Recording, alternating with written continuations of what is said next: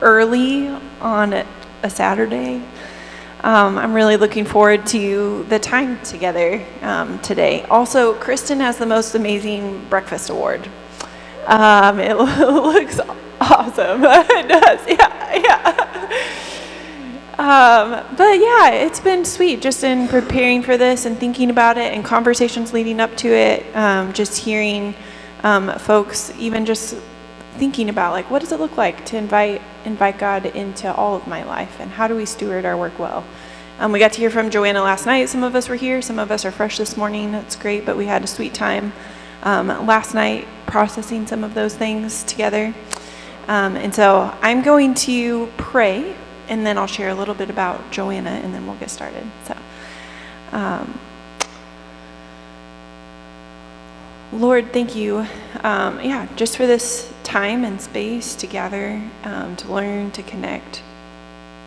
I pray that you would be with each person in the midst of their story with work, and just whatever they're bringing in this morning. And I pray that you would help us, just to be aware of your presence with us in the midst of our days, and that we would see how meaningful our work can be, and just the opportunity to do it alongside you. In Jesus' name, amen. It's super fun to have Joanna here, and I feel like every time I tell someone that Joanna Meyer's coming, they're like, oh, I know Joanna, so you all might already know her. But I just got to meet her, but she lived here in Lincoln and worked with Campus Crusade at the time, now Cru, alongside Rick Pratt. So when I met Rick Pratt, he was like, Joanna Meyer's coming, she's awesome. And I was like, great. Crystal was a student in her ministry. And so just so many. Ingrid knows her from Denver. So it's like different points of connection. So that's really sweet. Joanna works for the Denver Institute of Faith and Work. And she's been there for 8 years. And just has done so much thinking about work and calling, and specifically women in work. Has been a big part of what she has studied. She also founded and hosts an event called Women Work and Calling that Jackie got to participate in online this last year, and any of you can participate in the future online. And so we're just so thankful to have you here. I know that you've had an impact on people's lives in our community, and that's really sweet. And so we're excited just to hear from you. So you can come on up and get started.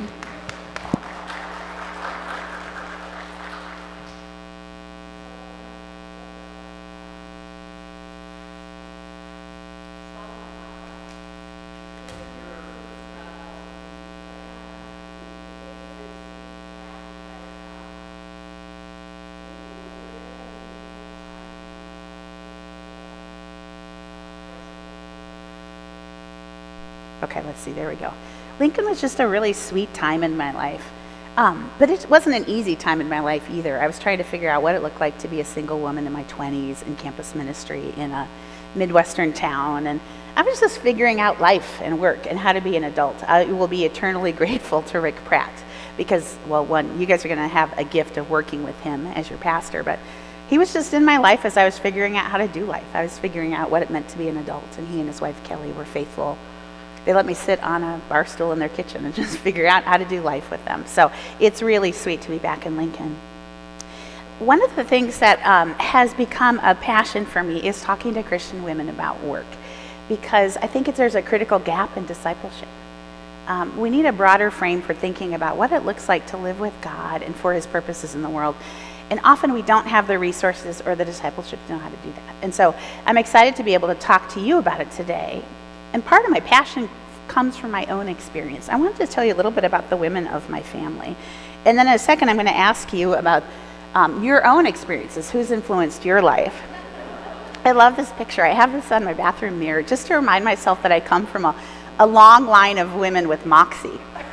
And this is not a statement about gun control or anything. This is my great-grandma Esther. She was a farm wife in rural Indiana.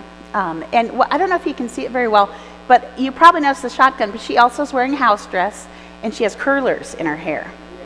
So she raised three kids in rural Indiana in the 20s and 30s, were her primary child rearing years. She saw her family through the Depression. My grandma talks about how poor they were as country farmers, that it was a treat in the wintertime when her great-grandpa, Paul, he was an auctioneer at part-time in addition to be a farmer, and he would come home in the winter with a head of iceberg lettuce, because it was the Depression. And so in the depth of winter, you did not spend frivolously on store-bought lettuce, right? So that would be a treat, and they would sit around the fire and each eat a wedge of lettuce, which today in our modern, commercial lives, we would just never dream of that. But it illustrates like how lean the times were for them. And she was also a deep woman of God, a woman who prayed. She also was a woman who could knock off a possum before breakfast, right? But that was Great Grandma Esther. She had a small and meaningful and faithful life. Her daughter Gwendolyn had a much bigger life. This is my Grandma Gwen and Uncle Dave. They're about 28 in this picture, and they were in their first term as missionaries in Africa. When my grandpa met Grandma, his observation was, that looks like a nice, shy girl. And I just thought, how times have changed. There's nothing wrong with being shy, but I don't know if you'd put on online dating profile, I'm shy. But that was very much true of Grandma. So they spent 40 years working in Africa as educators and missionaries. They established a Bible school to train Zulu pastors. And most of Grandma's ministry came through hospitality. She probably entertained thousands of people in their homes over the years. She even served the king of Swaziland tea, if you can imagine. That was back in the day. But Grandma's life was very obviously colorful because of where they lived, but it very much revolved around home and hospitality. And then another influence in my life is my mom, Linda. I don't know if you've met my mom. My mom's amazing, as you can tell from this picture. She's 76 and vibrant, the most vibrant 76-year-old you'll ever meet. In my growing up years, she was 100% at home until my dad was a pastor, and at a certain point they realized, gosh, we do not have enough money to send our kids to college. So Mom went back to work as a nurse when I was about 16. And if you ever had the privilege of having a baby delivered at Swedish Medical Center in Denver, you might have had the privilege of having my mom take care of you in the days after your birth. She was amazing and worked for 25, almost 30 years as a hospital nurse. But one of the things that was challenging for me as I show you these three women is that most of their years, especially my formative years with my mom, showed me a model of women as homemakers. And I learned the beauty of homemaking, the importance of care for family, but it didn't match my own life. I remember when I turned 26, my grandma was so well-intentioned. She just held my hand and she said, Joanna, this could be a really meaningful year for you. That was when I was in campus ministry here. She goes, because I got married at 26. And your mom got married at 26. So I'm really hopeful of how the Lord's going to work in your life this year. She meant it so kindly. She offered that out of love. But I'll let you in on a little secret. I blew past 26, and I blew past 36. And a couple years ago, I blew past 46. And that hope, my grandma's hope, has not been fulfilled in my life. And one of the things that made that so disorienting for me is I didn't have a broader framework for thinking about how to steward my life when my life didn't check the boxes that were most familiar to me. And so I'm 48 and single, and I don't have kids. I can no longer, because of age, but also for medical reasons, I can no longer have kids.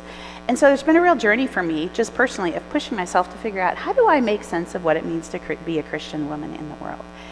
And on top of that, I have leadership gifts. And so then I really am pushing the envelope. I'm like, I don't fit anybody's categories for what it looks like to be a Christian woman. And so this conversation around women in work has become a passion for me, not only for my own questions, because I think all of us need it. I think there's a gap in how we disciple Christian women around stewarding our gifts in the world. But my story, I want to be really clear, is not your story.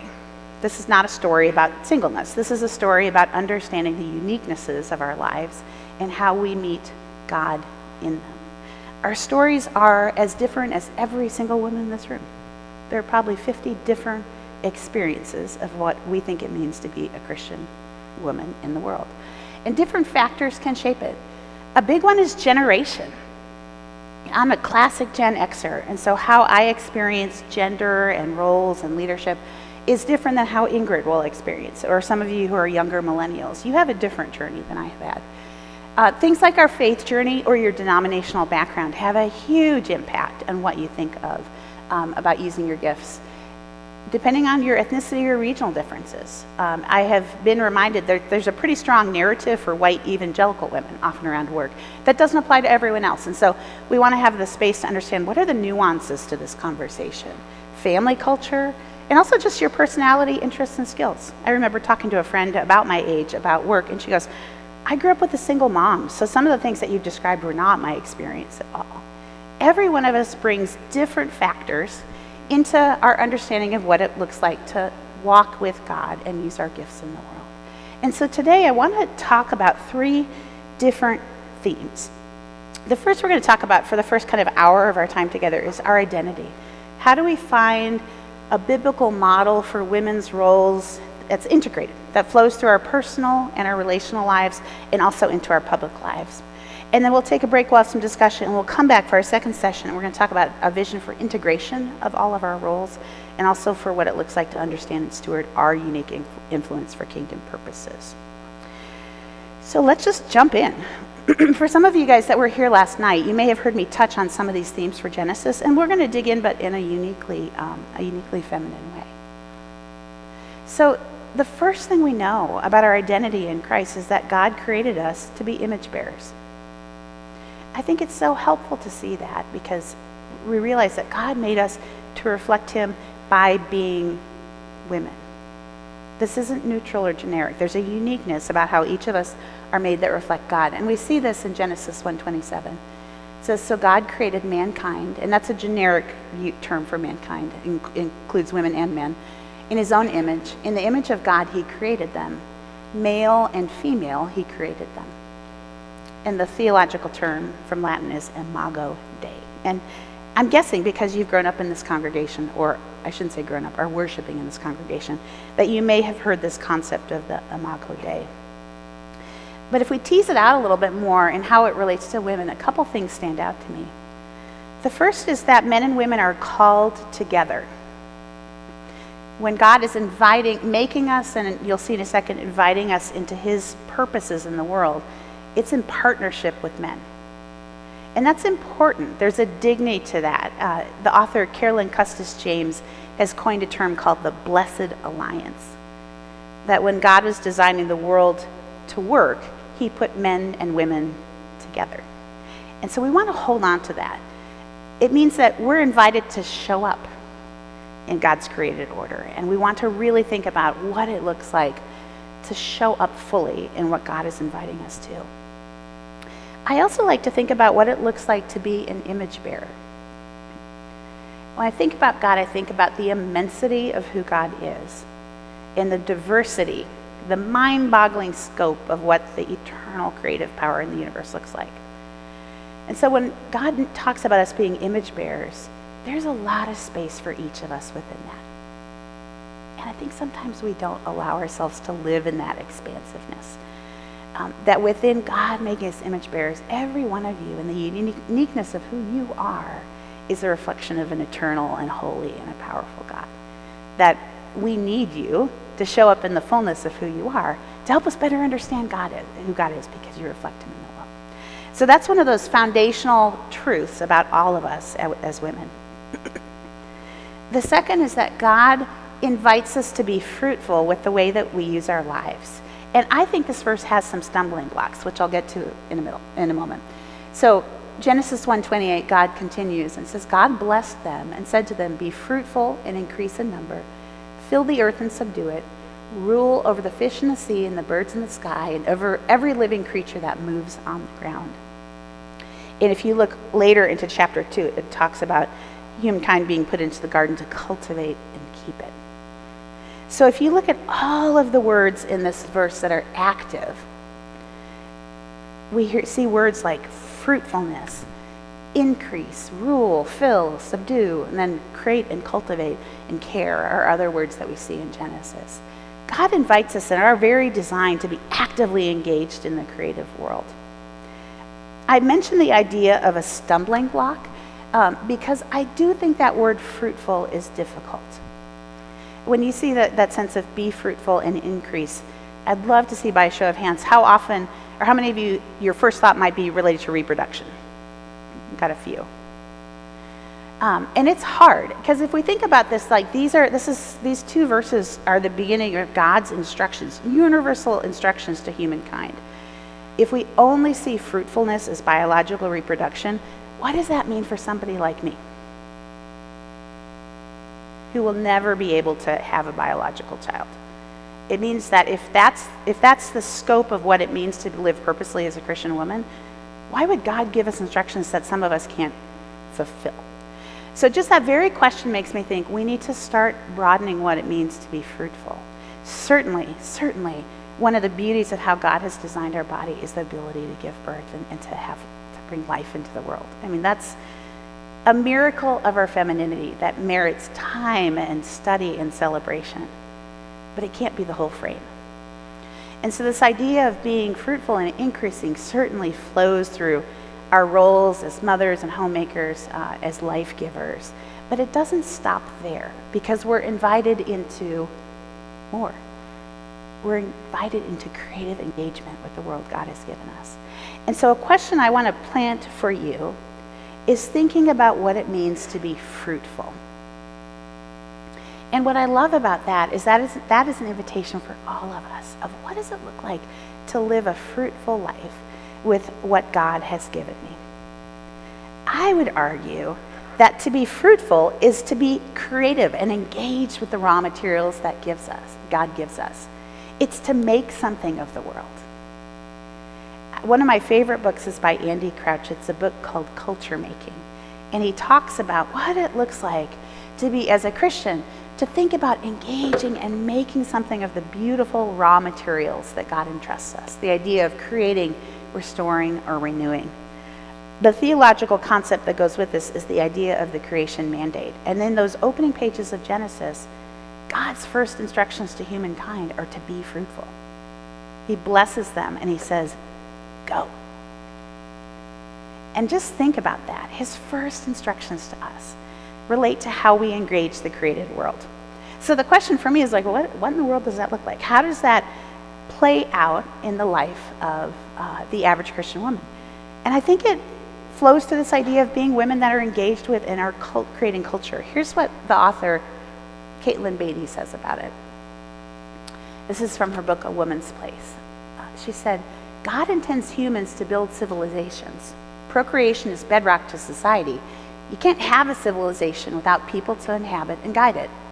But the buildings, food, laws, courts, gardens, clothes, calendars, dances, languages, and the million other artifacts and ideas that comprise culture are what God anticipates as he invites his image bearers to take up the creative task. It's just a fun, intriguing idea to think that every single one of us has a unique place, giftedness, presence that's engaging with God, joining him in his creative work of making something of the world. But the question I have is like, how do we actually live that out? And so I want to give you a few illustrations of what I have learned from watching Christian women about what it means to be culture makers. I'm going to be clear, like culture isn't just highbrow stuff. It's not just the ballet that you might go and see at the theater in Omaha. It's the stuff of created life that Caitlin Beatty alluded to. It's material things. Like if you celebrate a birthday with your family and you have a tradition of a special birthday plate, like some people might have, or a special dish, there are those tangible things that are reflective of culture. But there's also the interpersonal dynamics that are reflective of culture. I think about Grace Chapel and all the intentional choices that you make that form the culture of this church when a person walks in the door. It's the physical space that you've designed. It's the worship that you lead on Sundays. It's the interpersonal relationships and the warmth that you feel as you walk through the front door. So culture can be both physical, very tangible, and it's also really intangible. And here's how a few different women at different life stages live out their identity as both image bearers and culture makers. And you'll see Ingrid's up there. I told you I was going to give you a shout out. So let me just walk you through the diversity of ways that women live this out. Up in the top left, you might see a resemblance. That's my younger sister, Kirsten, who's not very young anymore. She's in her mid-40s. And my niece, Rachel, who's 17. Kirsten and I often laugh because the scope of her life is really different than mine. She is married and has 2 teenage kids and has been homeschooling them all the way through. And she decided she didn't really set out to be a homeschooler, but she saw that Rachel was having a lot of anxiety in kindergarten that wasn't getting resolved well in that setting. And she thought, I think the girls will learn better, and I think Rachel will experience relief from this anxiety if we bring her home. And so for the last 17 years, she's been educating the girls at home. And so her scope of influence is very small, relatively speaking, but it's really, really deep. Her investment in culture making has been the discipleship of her daughters. In contrast, Rachel has been able to move through the anxiety. She's 17 and she's working her first job at Chick-fil-A. I kind of chuckle sometimes because I go, I think that's a classic job for a Christian homeschool kid, right? Working at Chick-fil-A. But we've discovered that the girl just rocks customer service. She just, has discovered a love for business in the dining room at Chick-fil-A. It's just been so fun to see. So, she's young enough that she isn't bringing a lot of agency and creativity to culture making, but she's learning from the culture of Chick-fil-A, which is very strong, and interpreting it through her own young life. And so as she greets customers, as she thinks about how she wants to respond to the very diverse socioeconomic range that visits their particular store, all of that is the young working out of what it looks like to be part of God's good and creative influences in the world. Next to, in the center, top, is my friend Helen Hayes, quite possibly the most powerful woman in Colorado. And here's why. Helen worked for years as a mutual fund manager with Janus Funds. She was growing her family. She has 5 kids, if you can imagine. And she was managing billions of dollars in assets. I don't even understand the full scope of what Helen does. And she took a break. She wanted to be able to focus more on her kids, so she stepped out of that role. And then came roaring back into the workforce a few years ago, founding 2 things. One is an organization called Activate Work, because she saw that work is fundamental towards being able to build our lives. It's part of living out our God-given identity. We have purpose and dignity through work. But she saw that many people were struggling to have good jobs. And so she wanted to create both a job training and placement and support program to help people find work. And so they've placed and trained hundreds of people.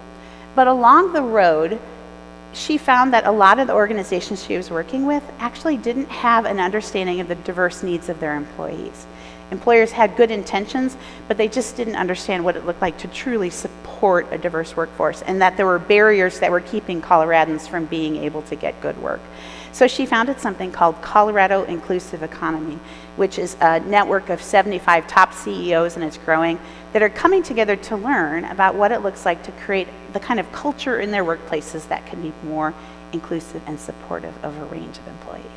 And I look at that and I go, gosh, Helen's scope is massive. I mean, she picks up the phone and the CEOs answer because of who Helen Hayes is.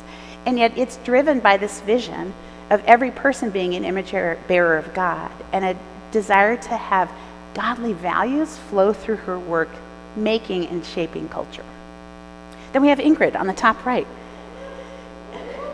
Ingrid's been a friend of mine for years in Denver and one of my strongest champions.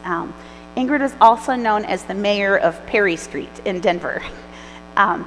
Primarily because when you retired, I remember we talked about this, and you said that you wanted to have a ministry of presence, and that part of your service to others would be the gift of insight and encouragement.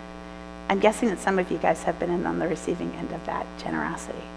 So Ingrid lived in a very walkable neighborhood in urban Denver, and I saw the fruit of that in our years of friendship because you knew everybody in the neighborhood. I went to Starbucks, and I forget what the order was, but for a while you had a quirky Starbucks order. It had to be a certain temperature or something like that. But I was going through, and it was unique because I went through the drive-through. I was going to bring you a coffee on my way over, and I placed Ingrid's order, and the person came through on the intercom and said, "Hey, is Ingrid with you?" And it wasn't just that you were regular enough they knew your order. You knew the life story of the people at the Starbucks. And that was true. Like, Ingrid was so deeply rooted in the lives of the neighborhood that she had a beautiful godly influence there.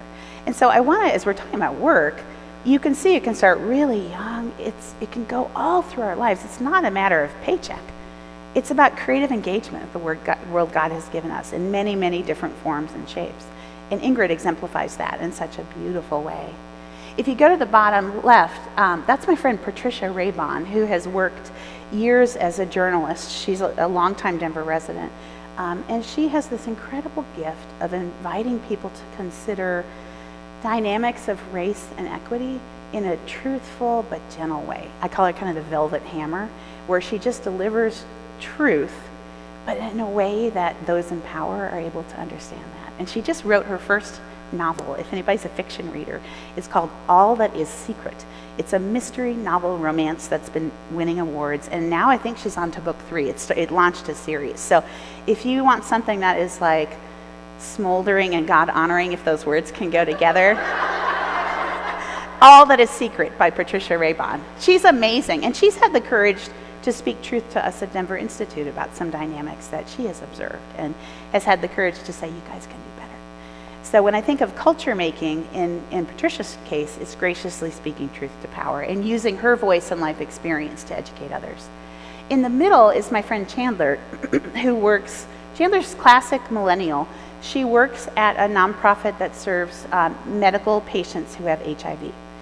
She does curriculum design and educational resources. And just by nature of that unique disease, she works with a really diverse population, many of whom have been deeply wounded by the Christian community and their own life experience. And so for her, culture making has been a really, really slow process of trying to figure out, how do I live as a Christian in this environment in a way that's authentic and compassionate and connects with the genuine hurts and life stories of the people here? And so she thinks deeply about what it looks like to be a Christian in a religiously diverse environment. And so culture making is profound for her, but it moves really, really slowly. It starts with love and reveals the gospel and the presence of Christ a little bit later because of the experiences that her colleagues have had.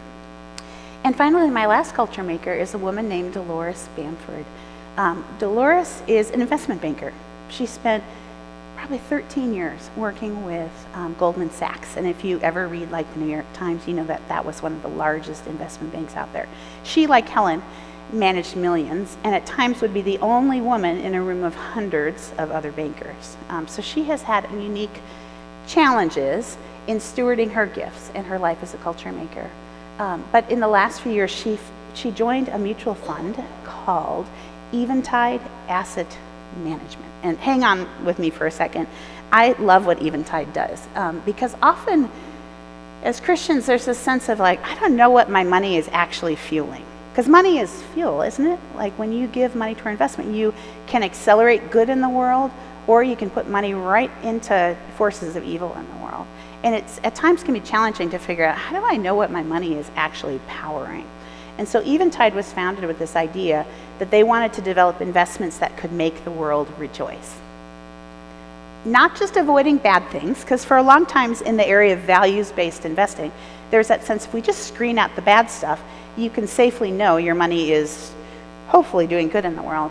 Eventide takes it a step farther, and they say, we want to find those companies that are not only avoiding bad, but are accelerating good.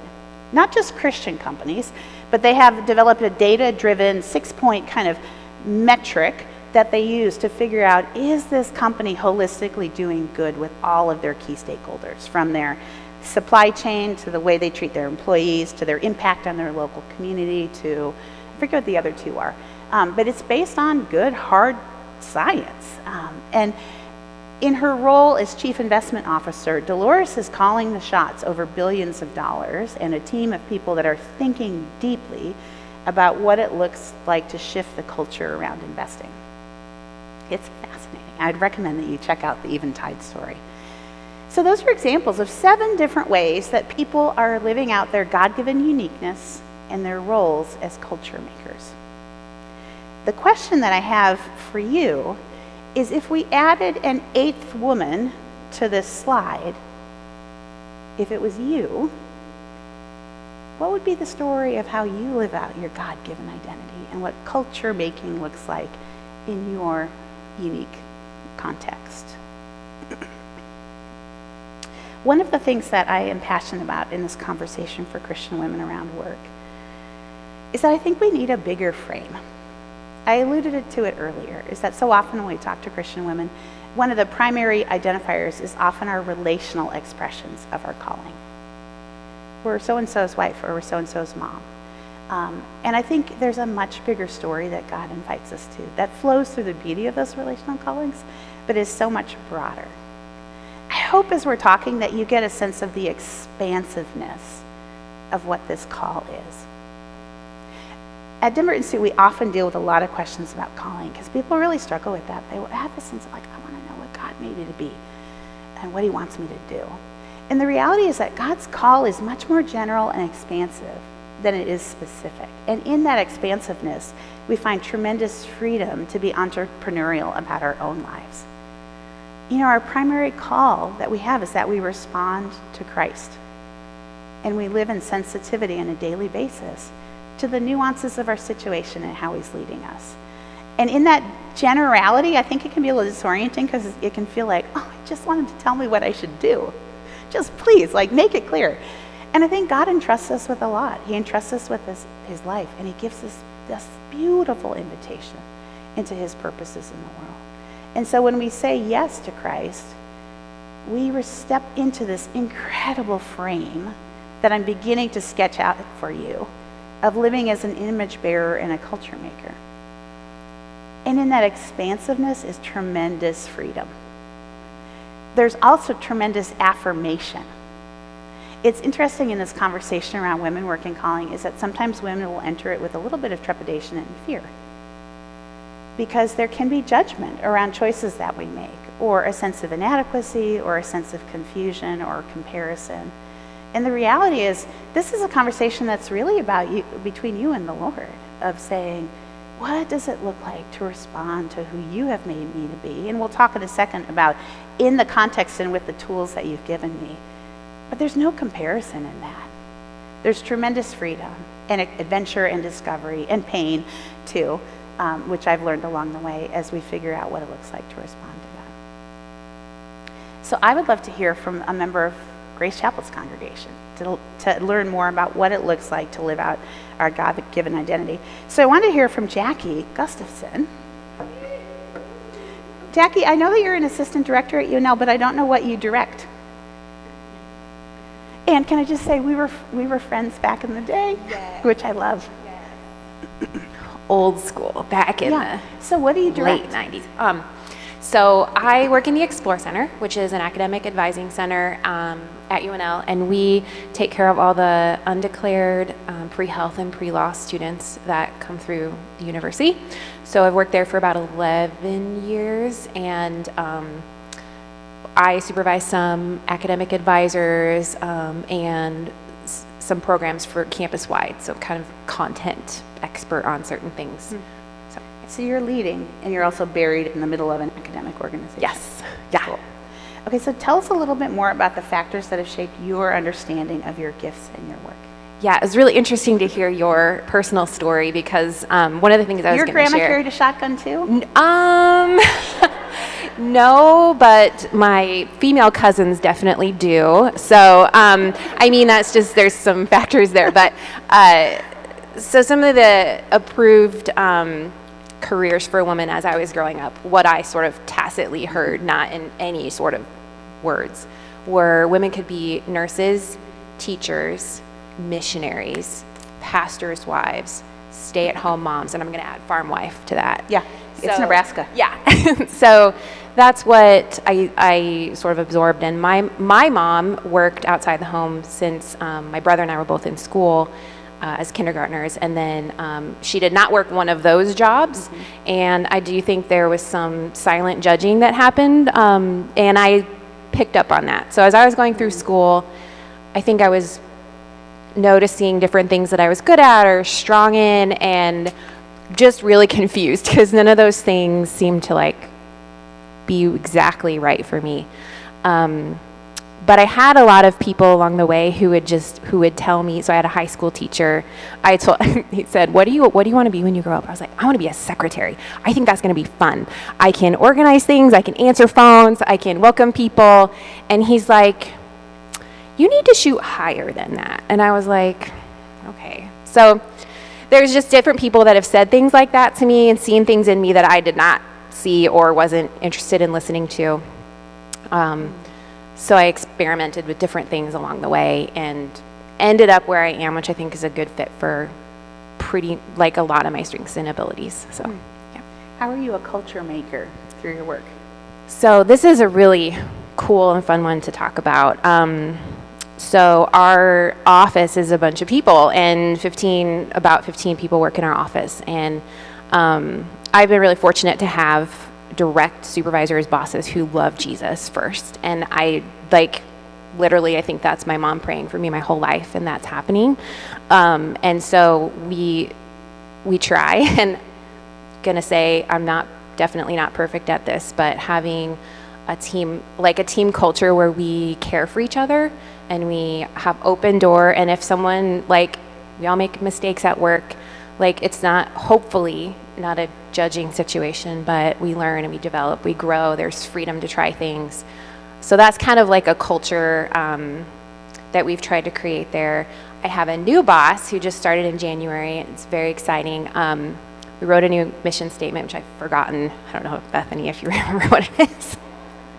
Bethany works in my office. That's always the question, isn't it? With branding stuff like that, you're like, I don't know what. It's really good. It's so student focused and caring and loving and really supportive. But I don't remember what it is. So one of the things I've learned about in my career exploration myself is helping others. Is there has to be something there. So I've worked in banks and stuff, and that was fine, but it killed my soul because I didn't have a group to help. And where my new boss calls it a just cause. So I have to have a just cause for what I'm doing, and then we kind of build everything around what is our just cause at work. We build our inner relationships with students, with each other, based on helping each other thrive and the students, and that's kind of how we shape culture. Most recently, how that's played out is hiring. So during the pandemic or right after, we had, so of the 15 people that work in my office right now, only 3 of us were there in 2021. Mm-hmm. So it's a brand new kind of group.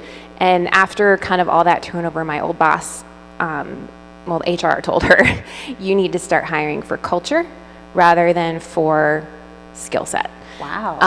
And it was just, there was a lot of history, there was a lot of stuff that happened, but that was really good advice, and we actually played that out, and that's when I started actually bringing God into work in a real way, because we were just desperate, and we were both praying for the right people to have a positive work environment, because that in turn then means we serve students better. So it was impossible because no one was applying. The pools were really small, but we saw God bring one person at a time who was just the exact right person. I cannot tell you how much that helped my faith, and I think work was never a place I let God be with me because I could just do it, and that was the place where I needed Him, and I'm now trying to figure out what more can He be part of at work. I think sometimes the concept of management, we treat it almost like it's a necessary evil. If you have teams, somebody needs to manage them. But we don't realize that management is deeply holy work. I'm going to throw this question on you, but I think you can handle it. How would you answer that question? Why is management important to God? The people that I supervise and I work with are entrusted to me. I think their well-being and their hopefully learning the job and feeling like they're competent and enjoy their work, that makes a difference. You all know if you've had people that you work for who don't do that with you, don't care about how you're doing, don't help you thrive or strive to reduce barriers for you. That's just like, again, like one of those soul sucking kind of things. So I think that's how I see it. I am not perfect, and there's definitely times when I don't care enough or don't express that or don't do what I hope to do at work with people. But I think they're like, I mean, this is going to sound weird, but they're like my kids. I mean, they're not my kids, but like I feel that same way, that this is someone who I'm supposed to take care of. Yeah, it's a shepherding role. Yeah. Awesome. Thanks. Thanks for giving us a glimpse of your life.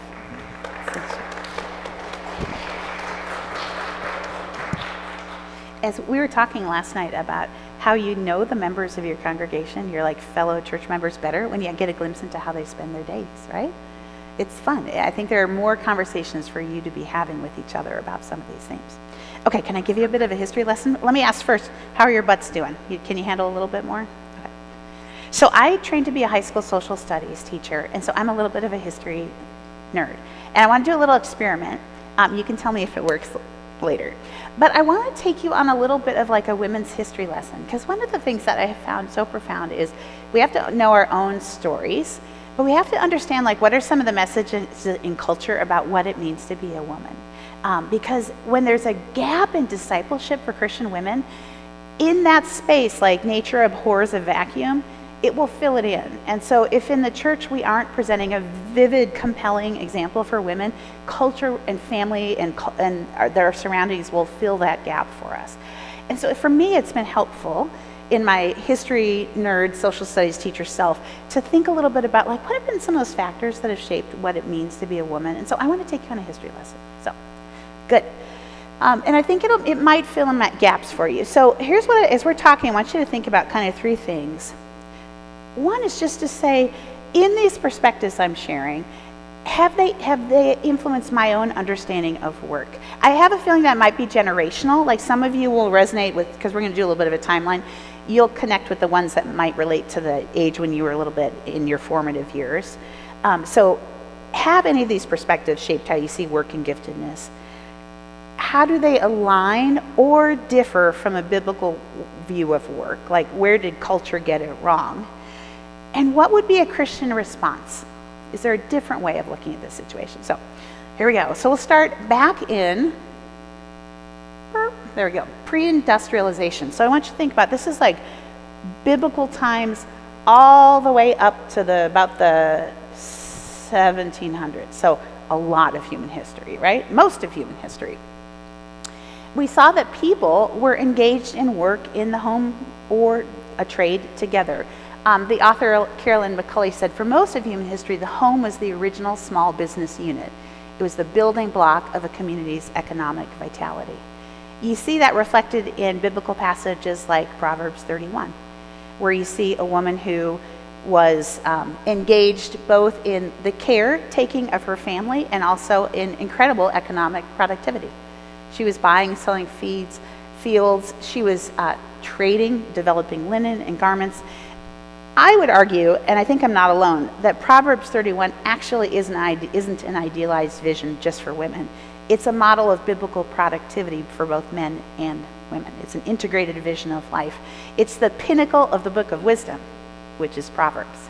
So don't let yourself be hindered by cultural understandings of Proverbs 31. Sink into that beautiful picture.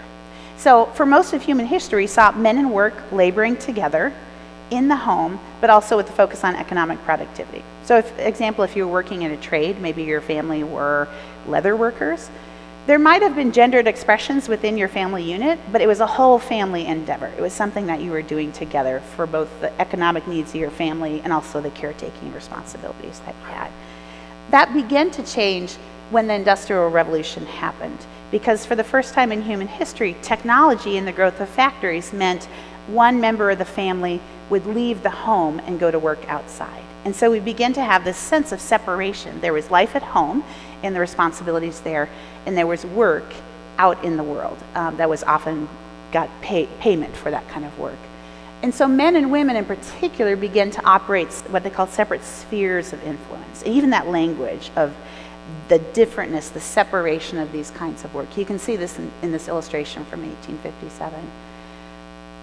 fascinatingly, homemaking became a status symbol. It was like if you were a worker, you were starting to arrive and get somewhere financially if you could afford to have your wife stay home and focus on raising your kids. So today we may have different other symbols of status, but back then the idea that a woman could focus full-time on homemaking was a sign of accomplishment. One of the challenges of this time is that we begin to see moral layers put on top of work in the home. And so you would see life in the public sphere, working in factories, as hard, difficult, rough, because you were exposed to the things of the world. And home became a place of moral goodness and safety and care, which on the surface you think, yeah, I mean, I want every home to feel that way. But what's tough is that we started putting kind of moral layers on homemaking as the idealized vision of womanhood. And that time period was often referred to as the golden age of domesticity. I'm going to be the first to admit I'm making some gross generalizations here because we just jumped about 150 years. So just humor me. And there's always a risk with that. But I want to jump into the 20th century. One thing that's really fun that you may not know is that the first conversations in the US around feminism included a lot of Christian women, which is really exciting to me. Because for women that were primarily home-based, one of their first areas of influence, like one step removed from the home, was often involvement in moral causes. And so the early conversations around feminism, before kind of the World War eras, were related to things like temperance, conversations about the role that alcohol played in public life in America, and also related to suffrage and women's right to vote. And Christian women played a vital role in those conversations, which is kind of fun, isn't it, to think like, look at those like badass forefathers foremothers of our faith and what they were up to. But you can see also it was what was available to them. They didn't have many opportunities, and so when they began to rumble and start to make a difference in the world, that was their first step in what they could do. You know, I think about what shaped gender roles when I think about that era right after World War II, because it was a new kind of stage in life in America, if you think about it. We had been through the Depression, and we had been through, in a 30-year time period, 2 world wars and a depression. I mean, that's really rough. That's a short window of time for a lot to happen. And so at the end of World War II, it was a really hopeful, peaceful time. The economy was booming again. GIs were coming home and were coming back into the workplace. And that introduced a sticking point because during the Second World War, women were actually working in factories. You've seen those pictures of Rosie the Riveter. I'm channeling her in my jumpsuit today. But like we were building planes because somebody needed to support the war effort while men were away fighting. But when the soldiers came back, it was kind of like, ladies, somebody needs to be working these jobs. And so women kind of went home. There wasn't a good answer for some of the changes that had happened in World War II. So women were encouraged to come home. There was a baby boom happening. My mom was born during this time period. And as the economy was thriving, consumerism was beginning to push home ownership and the beauty of domestic life. There's nothing wrong with domestic life. Please hear me say that. But it became commercialized. Does anybody remember the movie Mona Lisa Smile? It's older, but there's a scene where, and I realize it's Hollywood's vision of feminism, so take it with a grain of salt. But one moment stands out to me is one of the women chose not to get an education and was at home and had just gotten a new household appliance. It was like a dishwasher or a washing machine. Do you remember that? And she's like showing it off to her fellow students like, look, I have a washing machine. But that was kind of part of that era. It's so important to see this for a couple reasons. One, to realize like our vision of femininity was shaped by a marketing strategy. It was commercialized. We got to let that sit and just say like, hey, this might not be biblical, or it's not the full scope of what it means to be a woman of God. I think it's also important to understand that this is very, very white. And so when we talk about what it looks like to have a vision for what it means to be a Christian woman in the world, it has to be broad enough to include any woman in all of human history, at any life stage, any place in the world, in any role or socioeconomic status. If we're going to say God has a vision for what it means to follow him as a woman, it's got to be pretty expansive. And so to realize that a certain vision of motherhood or how that plays out If we look at that and go, that only works for a certain kind of person, it makes us want to step back and be able to say, is there a more expansive vision that we can invite women into? I have a good friend, Bernice, who early on in this conversation around women work from home, she brought her mom. And afterwards she said, hey, Joanna, I was really disappointed in the content today because you're only telling a white narrative of what it looks like to be a Christian woman. Because she said, my mom didn't have a choice to stay home. We needed her to work economically for our family. And she also didn't have a lot of choice in the types of jobs that she could do. And that was what began to put the wheels in motion for me of like, hey, we need to be really careful that as we're talking about what it means to be a Christian woman, that it's broadly accessible. It has to work for everybody. And so as we think about this, at this time period, not everybody was able to use their GI benefits to buy a home. Redlining was happening. And so certain neighborhoods in Denver, I can show you the neighborhoods where the red lines were drawn, where banks would not loan money to African American GIs to be able to buy homes. And so you just look at this and you go, we need to have the courage to strip away some of the cultural language around femininity and home and what life looks like. So that's what was happening mid-century. Then we hit like the 60s to 80s. This is a big sweep here. But just think about all the changes that were happening for women. It was the sexual revolution. So the pill came on the market. And for the first time in human history, women could reliably control the number of children they were having. There's also the sexual revolution. People were sleeping around in new ways and new degrees than they were before. Women were entering the workforce. I was a child of the 80s, and so there was a term that started being used called the latchkey kid. Is anybody familiar with that term? Yeah. It was the idea that, mom's at work, and so kids let them themselves into the house after school, and what kind of mischief will they get up to, those latchkey kids? We also saw rising divorce rates. I've talked to my mom a little bit about this, and she goes, Joanna, I don't think you understand how tumultuous the 60s were. She lived in Chicago when there were massive riots. I'm looking at you, Ingrid, because you might have observed it. She goes, there were riots outside the Democratic Convention in Chicago. My dad went to Colorado State, which is in Fort Collins, not a bastion of liberalism. And students occupied one of the oldest buildings on campus, that was an administrative building, and burned it to the ground. This isn't Berkeley, it's Fort Collins. There was just a lot of social upheaval, and gender and family was in the crosshairs of that conversation. So is it any wonder how the church responded? Right around the mid-70s and 80s, we began to see organizations like Focus on the Family, who's done really good work. I mean, you may have a range of opinions about Focus, but they began to raise a conversation around family for Christians. But what's hard is, this is just my opinion, I think it was reactionary as well.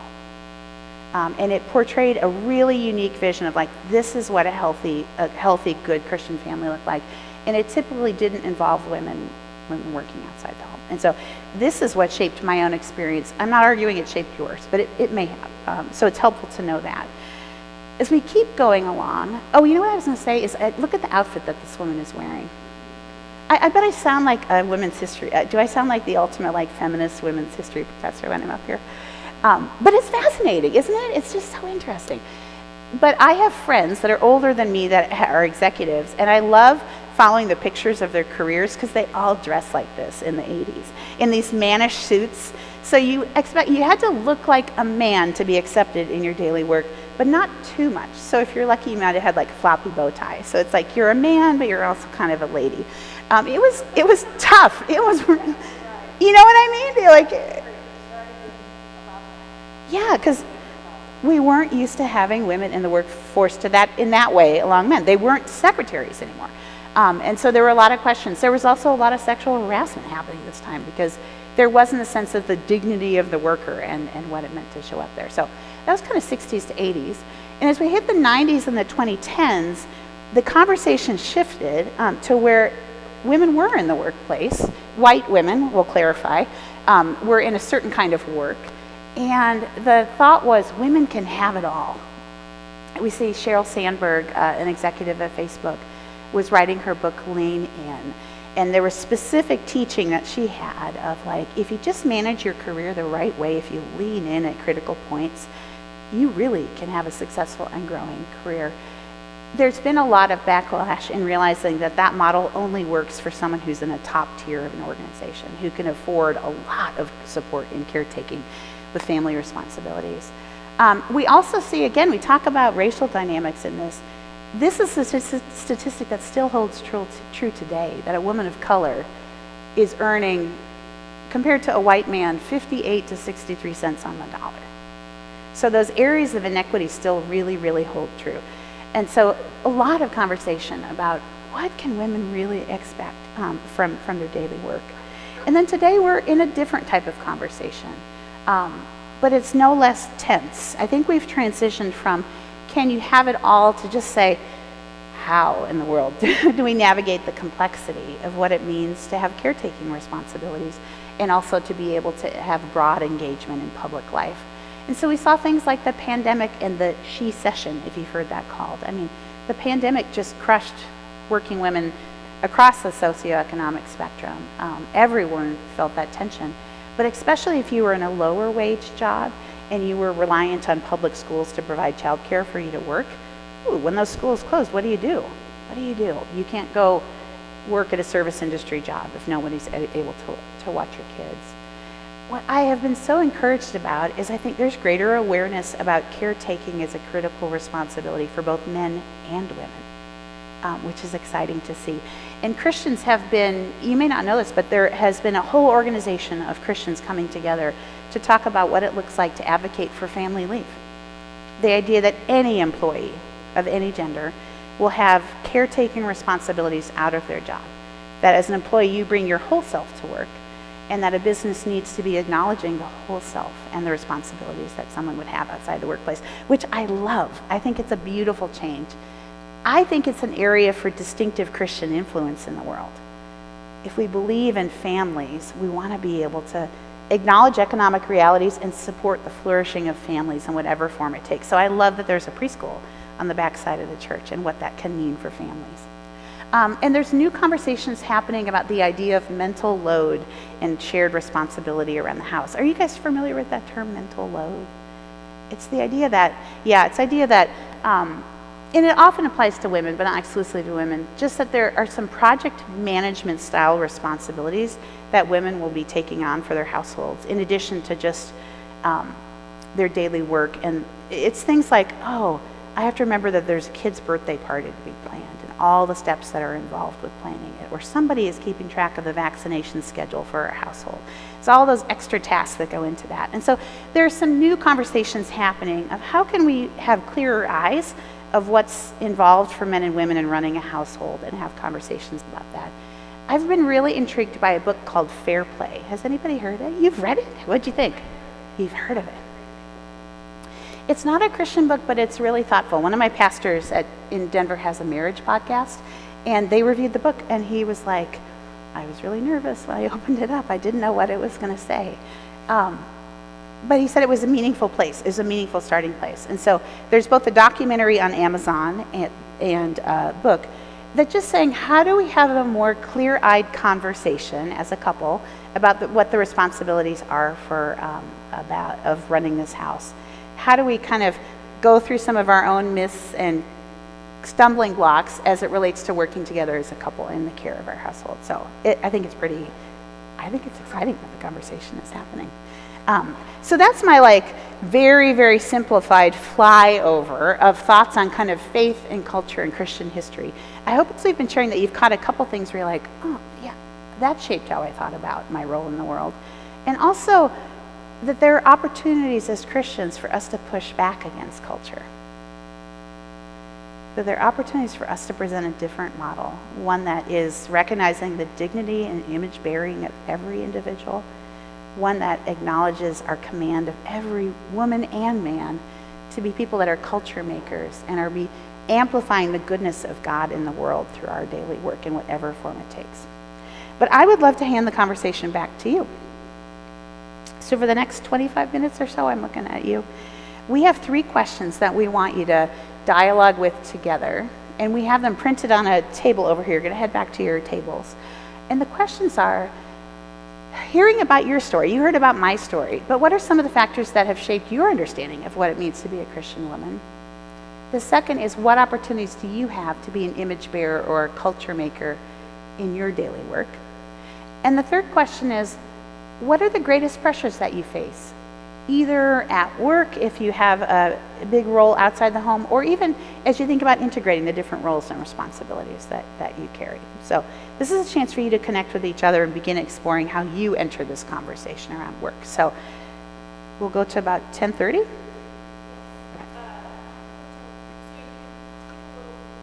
Oh yeah, we got the break.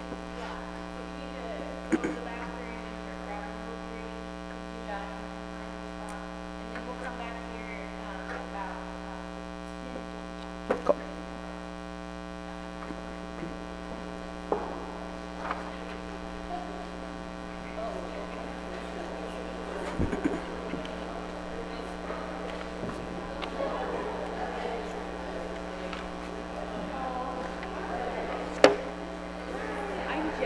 Hello. It's so nice to see you. I'm Nate's wife. We spoke last time. Yes, you did such a good job. He's an incredible.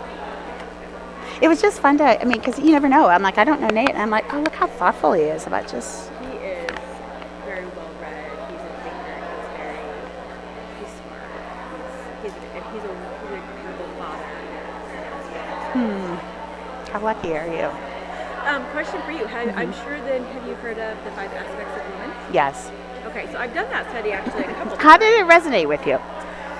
Well, the first sorry. time I did it, so we have 3 kids. The first time we did it, I did it. It wasn't here because we've only been here not quite 2 years yet. We were at a different church that we were at for 18 years. Wonderful place.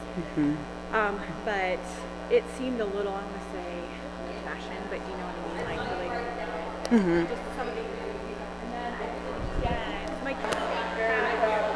Yes, I always feel honored and proud when.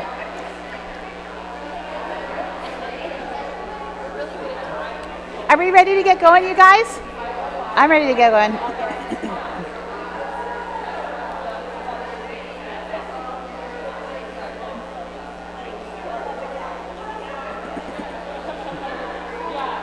Oh my goodness.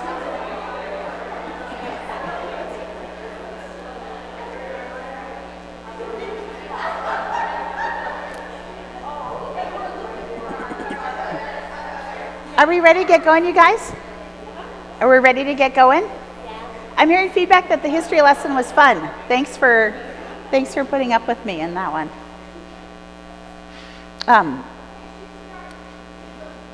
So I'm still waiting for a bat to fly around. There was a bat last night, and I was like, I want to top. No. I want to have a story that tops the men on my team, that I had a chance to speak with a bat flying around. So I want to just remind us, like, how do we situate this conversation? So my goal at the beginning was to create a broad frame in which Christian women can live with confidence and freedom in their God-given identity and bring the fullness of our amazing self to God's purposes in the world. And the conversation is figuring out, how do we kind of fill this discipleship gap? That the frame that we often have can be kind of narrow, or it doesn't encompass the diversity of all that God has made us to be. And I think that frame, I would describe, it's the grand narrative arc of Scripture. It's that pattern that you probably are familiar with here at Grace Chapel of creation, fall, redemption, restoration, of how God has worked through the history of the world. We camped out at the beginning very much on creation, like what is God intended work to be, and how do we fit within that expansive definition of work. The next 2 kind of themes I want to talk about relate a little bit more towards fall and restoration. It's the idea of how do we live integrated lives in the complexity of modern life. That touches on themes related to the fall. And also, how does our work become a place for kingdom influence, which I think is an amazing place for Christian women to explore. So that's where we're headed over the next hour. One of the challenges about this conversation about work is that I realize that I actually think it makes Christian women's lives a little bit harder. True confessions, I think that's true, because it makes them more complex. As we step into the freedom that we have in our God-given identity, it also means we step into the complexity of all of our different desires and passions and roles and responsibilities. And so I want to make sure that you are not hearing a message from me that sounds like, to quote my metaphor for the Egyptians, or the Israelites when they were in Egypt, more bricks, less straw. Have you ever heard that expression? Where it's like, get busy and work harder with fewer resources to get it done. So I want to make sure that you're not hearing that message from me. But I do want to say, I think there are some principles that can help us figure out how to live an integrated life. Because I really think that's the desire. When we think about responding to God's call, Christ's invitation to follow him and live for his purposes in the world, it means that that stretches to all of our lives. We live with God and for him in all of life. So our goal is one of integration. It's not easy, but I do think it's freeing to realize that God understands the complexity of this and invites us to bring it all to him. So part of the conversation has to start with, what does it look like to live an integrated life of all of our different roles and responsibilities? Specifically, how do we respond to two areas that are pretty significant distortions, I think, in many women's experience? And I say this because when surveys come in through Women Working Calling, the top need that almost always presents when women say what they're struggling with is work-life balance. Life is stressful. Even as a single person, I have days where I think, gosh, I wish I had a housewife. I think we all need a housewife, right? In modern life, we all need a little bit more help. And it's just me and my pet rabbit. I mean, I do not have a complex life. And yet modern life is just hard. There's a lot going on. And so understanding, how do we move beyond just a question of balance to one of integration is important. When I hear balance, I think of something that's fragile, and I think of pitting one area of our life against another. It might be work versus other areas of life. And I actually don't think that's a helpful place to start. Historically, I think of friends' experiences with their balancing their work-life balance, it's pitted work against life, and that's not a productive place to be. We're talking about whole life stewardship here, which means we can hold a number of things in tension that all have value to the Lord, versus saying one is more important than the other. So these are two areas of distortion. I picked an exhausted looking mom because I just thought of a few friends of mine that have young kids and just that sense of collapsing at the end of the day. But I think there are two important areas of distortion that can move us away from this integrated life that God calls us to. The first is a difference that we had alluded to earlier. It's the difference between our public lives and our private lives. I'll say it again. God invites us to live with him and for him in all of life. That means that we don't put work against home. We say, Lord, all of these matter to you. Give me the wisdom to know how to steward this. The second, which we'll talk about in a moment, is dividing spiritual work or things that matter to God and secular work, things that are of lesser importance. I would argue it all matters to God. And so the question pushes us towards, how do I make a stewardship decision of how I'm going to spend my time and efforts rather than living a compartmentalized life? And so I want to base our conversation I'm going backwards, in Colossians 1:16 and 17. And we'll keep reading in Colossians in a second. But when I think about an integrated life, I come back here to Colossians 1, which says, for in Christ all things were created, things in heaven and on earth, visible and invisible, whether thrones or powers or rulers or authorities, all things have been created through him and for him. He is before all things, and in him all things hold together. And he's the head of the body, the church. He is the beginning and the firstborn from among the dead, so that in everything he might have the supremacy. I want you to look how often you see that word, all things. And what that means. For in Christ all things were created. All things have been created through him and for him. He's before all things, and in him all things hold together. So when we think about what it looks like to integrate our lives, one thing echoes throughout all eternity, and that's Christ. He is in it all. All things are created for him and through him. In him all things hold together. So when we feel that tension of our daily lives of integrating our roles, we know that Christ is at the center of And that is our first thing, is saying, Lord, how would you have me, one, handle the pressure that I'm feeling in these moments? How would you have me integrate these various roles? Because I know that you are holding them together. It's not about me being balanced. It's not about me maintaining the perfect schedule. It's not about me feeling guilty about not wanting to go to a kid's soccer game this afternoon. That I can come to you and say, Lord, help me steward all of the things that you've given me, because in you all things hold together. And I don't think we allow ourselves the freedom of that as women. I'm not just talking Christian women, I just think women in general. We feel pulled between so many forces and so many commitments that we have in our lives. And so this vision of a life that is integrated rather than balanced allows room for rest and also for dependency on the Lord. It puts us in a different position. It shifts the conversation from managing our schedules to living intimately with the Lord and his wisdom about how to manage our lives. A second principle that we touched on was the difference between things that matter to God and things that are spiritual and things that are secular. And I got a bee in my bonnet the other day. I saw this on social media. The red words are mine. But it was another organization that talks to women about work. And the woman who wrote the post was arguing that she was all cut up in things related to her job, and she realized that there were certain things that mattered more to God. And so she was going to choose to focus on the things that mattered to God, and that her career was just her side hustle. And I thought, I don't think that's biblically true. As we think about those verses in Colossians, all things are created by and for God. And so all things in our life are an opportunity for spiritual stewardship and influence. When we start thinking about our jobs, and when I may say career, I mean, it could be anything. I'm talking about any woman's role.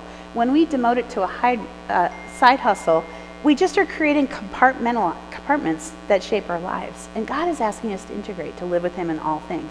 So when we adopt that distorted theology of like, this matters to God and that doesn't, all it does is disintegrate our lives.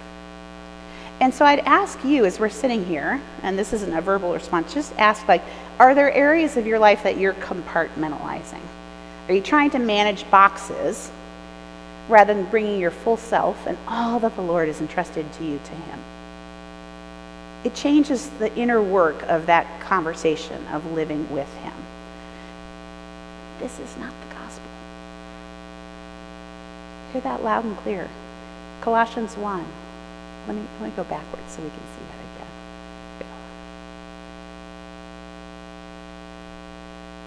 And we'll see that again as we move through Colossians. All things have been created through him. He is before all things, and in him all things hold together. As we move through Colossians, we'll see that Christ has redeemed all things. So why would we want to live compartmentalized life when we can throw ourselves in both desperation and dependency on the sufficiency of Christ and the centrality of Christ in our lives? So that's my invitation for you as you think about those moments of work-life balance, is turning to the supremacy of Christ rather than the latest and greatest schedule planner. And also, not elevating some work over others, but just saying, Lord, you are in all things. Help me have wisdom to know how to steward the decisions that I'm making. I also want to talk a little bit about influence. I think another word that you could use to talk about this is power. It makes me a little nervous to even say that, because last year at Women Working Calling, we had a conversation about, as a woman, how do you think redemptively about power? And at the office, we were on pins and needles. We were like, when was the last time you ever heard a conversation with a Christian women about power? I love your eyebrows. You went, wow. You know what's so funny? This is like a classic woman moment. My phone is texting me about the latest nail polish colors I can get on. Do you guys, anybody use Olive and June nail polishes? They're really great. And I'm not wearing any today, but Olive and June is telling me there's a sale on the latest colors. As we're talking about women in power, it's just fascinating. But when you think about it, when you think about like the grand narrative arc of Scripture, that Christ's redemption, his work through his death on the cross and the resurrection, means that all of creation is being made new. Like human history hinges on that point. That is the gospel, that Christ has made all things new. And what I love about that is that has implications for us as individuals. We can live in the newness and the freedom of the gospel. And we'll talk in a second about the implications for community It's communal and personal. And so when we respond to Christ, we step into his redemption of the world, the renewing of all things. And so that means as Christian women, to live in Christ means that we have kingdom influence just by our very identity and relationship with him. Another word for influence is power. And so as we think about what it looks like to trust God with our work, it's understanding what is the unique influence and power that he's given me for kingdom purposes in the world. So as we keep reading Colossians 1, we get a taste for that. It says, "For God was pleased to have all his fullness dwell in him," in Christ, "and through him to reconcile to himself all things, whether things on earth or things in heaven, by making peace through his blood shed on the cross." Again, this hints at this idea of an integrated life, that Christ is at work in all things. But look at it, it says, reconcile to himself all things, whether things on earth or things in heaven. As I think about who you are, I realize that God has put every single woman in this room in a different place in this community. You've been placed in households. You've been placed in jobs. You've been placed in neighbor relationships and civic relationships here in the city of Lincoln. And Christ is renewing all things. Anything that's broken, that isn't the way God intends it to be, or lacks the beauty, the goodness, the truth, all of those godly attributes, any area that's lacking is a place for us as Christian women to be engaging, to bring out the beauty and the wonder of God in that place, or to be addressing the things that are broken that aren't the way that God intends it to be. I see your smiles because I just think how exciting that is, isn't it? When we talk about a broad frame of women, this is why we need it. For the work of the gospel in the world, we don't want artificial categories. We want to bring the fullness of who we are to the fullness of what God is doing in the world. And so that means having new conversations about what a godly use of our giftedness and influence is in the world. We'll keep going. The author Amy Sherman, I can't recommend her writing enough, has coined the term agents of flourishing. She has 2 books that I would commend to you. One is Kingdom Calling, Vocational Stewardship for the Common Good. I put this on the handout of resource. And the other one is Agents of Flourishing, which is her new book. But I love it because she says every person that follows Christ has power associated with their calling. The trick is identifying what it is and knowing how to use it. So she invites us to the idea that as a follower of Christ, you are an agent of flourishing in the world. That flows from what I said earlier, that the gospel is both personal and it's communal. I almost think of it as like if you could visually think of a figure 8 and the point right in the middle where my loops are crossing is the gospel. That on one side of this experience is our personal experience of God and the renewing work of Christ in our lives. That also comes with understanding our identity that we talked about, understanding our unique foibles and areas that need to be healed or redeemed in our own lives. The other side of that swoop is understanding how the gospel is at work in the world and where we fit into that. And so as we think about life in Christ, it's that personal journey of his renewing work in our lives, and it's also that swooping into the community and the places that he has put us to be part of that renewing work. And so the gospel is both personal and communal. Cornelius Plantinga, who is a Dutch philosopher, theologian, has this description of shalom, which is a biblical principle you may have heard. Often we associate it with peace. It actually is peace, and it's a sense of flourishing and the weaving together, as he puts it, of God, humans, and all creation in justice, fulfillment, and delight. So much more than peace. It's just this sense of like the renewing of all things brings life and flourishing. And as women, as followers of Christ, we're agents of this in our unique roles and places. Revelation 21, the very end of Christ's redeeming work, we see Christ on the throne saying, I am making everything new. We have this vision of change, of redemption, of healing, of restoration, of flourishing. And as just by virtue of being followers of Christ, we're invited into that. But that raises questions for us as women of like, what does it look like to be part of that process? And so I wanted to offer a few thoughts on that. I love what Tim Keller says. He says, people who follows God's heart and ways see everything they have as gifts to be stewarded for his purposes. Again, there's a sense of expansiveness It's bringing our whole life to Christ for the saving work of the cross. But it's offering all that we have to God's work in the world and the renewal of all things. That sense of expansiveness in how we use our lives as women. But to really understand what that looks like, we have to have more conversations about what God has uniquely given us to steward. Do you remember when we were talking about culture making? I intentionally picked a really broad section of women across different ages, life stages, and also scope of influence. That same question applies to what it looks like to live as an agent of flourishing in the world. We all have a different matrix of what God has given us. So in Amy Sherman's book, Kingdom Calling, she talks about areas of vocational power that God has uniquely given us as part of her calling. And here are some categories that she has identified. One is specific knowledge and skills. There are certain things that each of you can do in the context of your daily work that you uniquely are gifted to do. Another is your position and platform. That might be by virtue of a title that you have in your role, or the unique platform, the megaphone that you have been given. I have a unique one because of my work with Denver Institute. Like, I host a podcast, and last year we had 25,000 people listen, which is pretty small in the land of podcasting. That's not like a super successful podcast, but that's 25,000 people last year listened to the conversation that we hosted about faith and work. That's a platform. We also have resources and wealth. It's not limited to wealth. I think of my friend Jill, who married into the richest family in Colorado. And it's fascinating how her agency changed through that marriage relationship. And it's amazing because her job description is philanthropist. Isn't that an amazing thought that could actually be your job description? But she makes decisions related to millions of dollars that are stewarded to feel good in the Word. And so for her discipleship, her stewardship of life is making really wise decisions and creating the right accountability structure for that kind of giving. So that may not be what you've been entrusted to, but it might be. There are other resources that are available. You steward your organizations if you're working outside the home. I know some of you guys have some pretty significant areas of resources that are available to you. You also have your reputation and your leverage.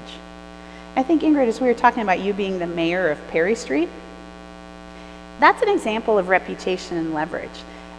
When we talk about stewarding our influence, that doesn't just mean through a really successful job. You don't have to be a C-suite leader, CEO or a CIO or a CPO or all the different versions there are now. Every one of us has leverages through our public life. You may be the most trusted woman on your block, and you think that's an opportunity for leveraging godly influence. So it's understanding, hey, this may be my most significant area of impacting my community. You also have relationships. Don't underestimate the power of that. As Christian women, I think there's an invitation for us to be women who are generous in our relationships, meaning that we're championing other women. We're sharing, we're generous, we're building networks of people who are united around a common vision for our community. And finally, you have proximity. That's what's so fascinating, is that every single one of you is close to somebody. And it's asking, just by virtue of where I am, do I have a unique opportunity to have a godly influence there? I'd be curious to know. So part of coming to terms with what it looks like to have influence in our own lives is being willing to sit with that and just say, if I was going to make a matrix of how God has uniquely equipped me to have an influence for Him, what would make up yours? Like you've heard, I got a little bit of a platform because I host a podcast. I also have a ton of relationships. I'm trying to think of what some of my other ones are. I got some knowledge because I work in the faith and work movement. So that might be part of my matrix of influence, but I can guarantee it's probably not yours. And so as we think about this today, I would love to invite you into thinking like, what has God uniquely given you to steward for His glory and good of the good of our neighbors? I'd love to hear from a woman in our congregation who's actively living that out. So we asked Katie Lewis to be part of this conversation. Katie, will you come up here?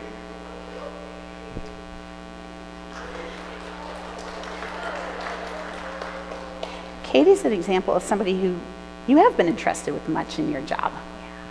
So I have a few questions for you. The first is just tell us a little bit about your various roles. My various roles. I am a wife and a mother to 2 kids. I'm a pastor's wife here at Grace Chapel. I am a daughter and a sister. I have a lot of family that live here in Lincoln, and so I actively get to live into those roles. And then friend and neighbor and just committed person in Lincoln. Professionally, I have a role of leadership at the Arbor Day Foundation.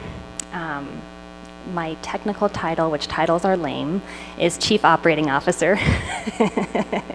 But titles are lame, and it doesn't really encompass the nature of what I do. But what I get to do day in and day out is lead teams. I think if I have a superpower in work and in vocation, it's that I love finding great talent, great people who are good.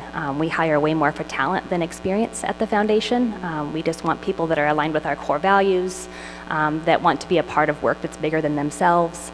And I get to find and work with those people and then build them into teams and then cast a vision for where those teams can go, and then usually just get out of their way, remove barriers, and then resource them for success as they are growing. I love that. And I love that you captured the complexity as you respond to God's call. You have a lot of roles and relationships in addition to being a COO. Yes. That's really fun. How have you come to recognize and embody your God-given gifts and influence? That's been a journey, and I would say that I am always on that journey. I think that for me, understanding influence, which is a tricky and sometimes hard word for women to embrace, is that I think that you have to understand like what your abilities are. And so from a very early age through my life and through my education, I was just trying to understand kind of what was I good at? Like what could I do? How was I different than the person next to me? And just starting to get comfortable with those things. So I think being aware and acknowledging those, I think that we as women can be really shy to to not want to talk about the things that we're good at, or to not want to acknowledge those things and see them as like the gifts that God's given us and to how we can use those things. But to cultivate those abilities has been a journey over the course of my life. And those abilities have led me to opportunities then. So I was the girl who graduated from college and had no idea what I wanted to do with my life. I got the degree that people get, the communications degree that is applicable in all sorts of fields, but didn't really know what I wanted to do. So I went to work for an organization. I went to work for Black & Decker in DeWalt. I sold power tools for my first job. Do you have an amazing power tool collection? I do. I still have a lot of power tools. And there's some great stories about early married life where I was like fixing things in the house that he was devastated he couldn't do. But it afforded a lot of opportunities. I had a really great sales and marketing program where I could have different opportunities. And so getting tastes of different experiences and using those abilities to live into opportunities that were presented. And then once you get out in the world, people start to affirm the things that you're good at as well. And so then other opportunities are presented to you. And I think that kind of the last piece of my story in terms of understanding my influence is that I might have had abilities and then opportunities, but I think the missing link for me until I got to the foundation was kind of an affinity for the work that I was doing. I was never passionate about power tools. I was passionate about people. And I found that I was like a manager and a leader of people that could find success in teams, but I didn't like have passion for the work of building a home or building a building. And then I went to work for a firm here in Lincoln that, again, just kind of missed the affinity mark for me in terms of like something bigger and something more exciting that I could have deep passion for. And I found that at the foundation, that I get to use my skills, my abilities, my leadership, my influence to help restore God's planet, this earth that he's given us that we only have one of. And that's a pretty beautiful thing and a much greater return at the end of the day for me. I appreciate how you captured kind of the 2 levels of influence too, that in any type of work, you're caring for, you're serving people or you're developing people, which is godly work. And then how amazing to be in a job that really resonates purposefully with you as well. What do you think are challenges or opportunities that you have as a woman in leadership? I have any number of those, I think, over the course of my career. I mean, one, just like being a woman selling power tools, like talking to contractors about their tool and knowing more about their tool than they do was an interesting place of influence early on in my career. And so I think that was, a challenge over time.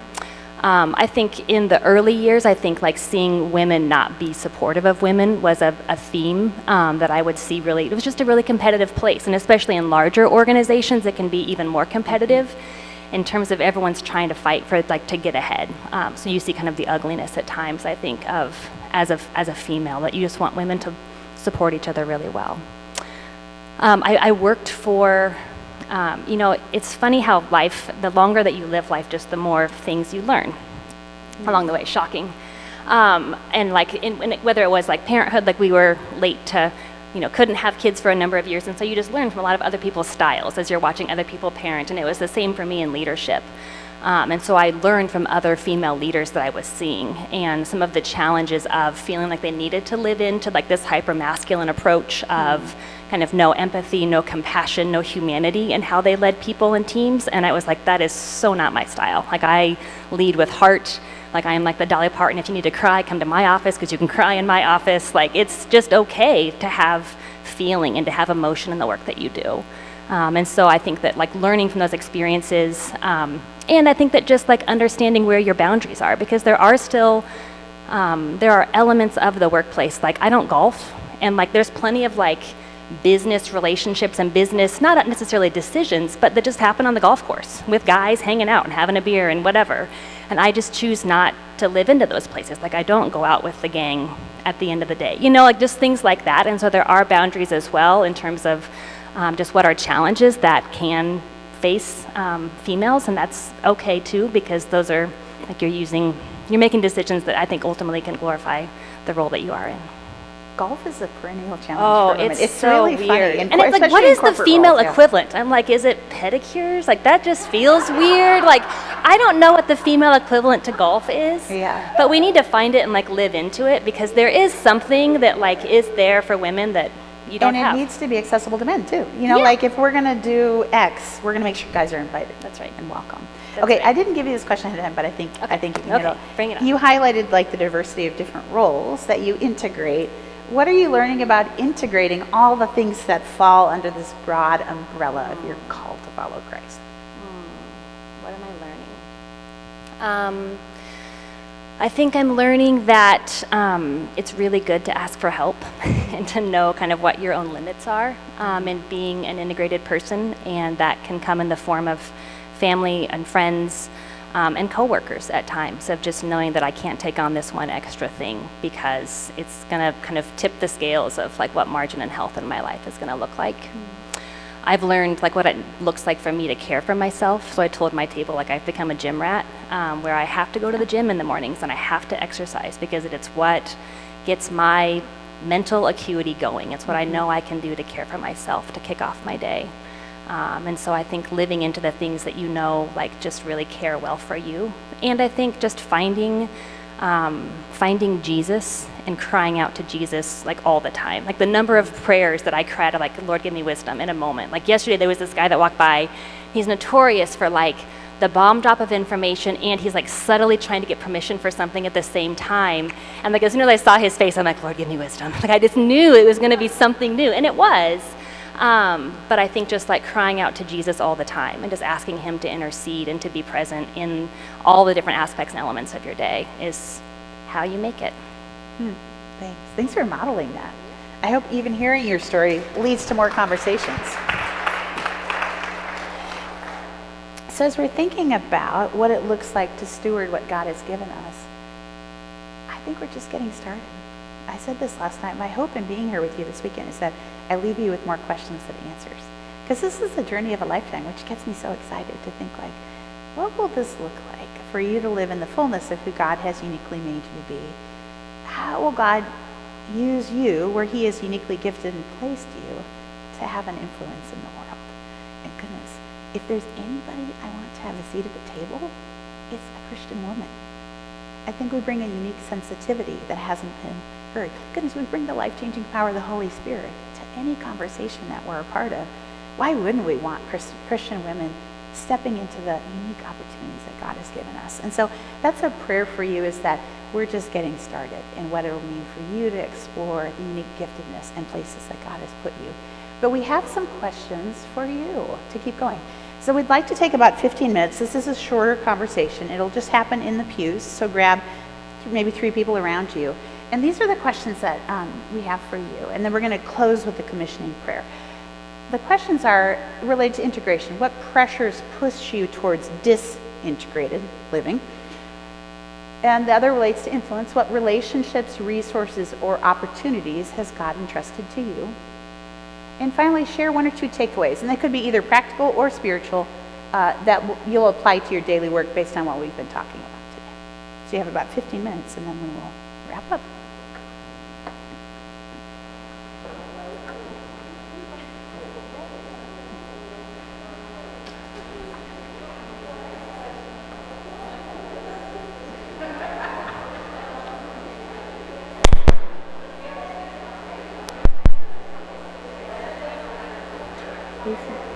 We finished way early.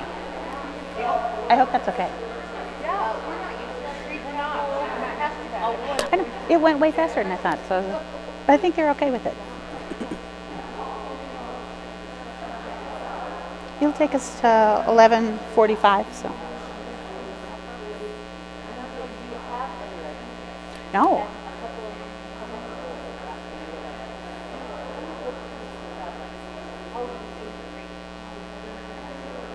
How do we share faith at work?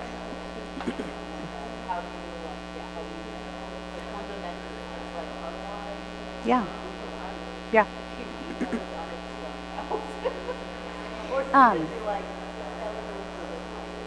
Yeah, I actually can point her to a podcast. That's good. I'll address that question. I could touch on that. Yeah, that's, I think, one of the most common questions is what does it look like to have a Christian witness at work? Yeah, totally, totally. I wonder if...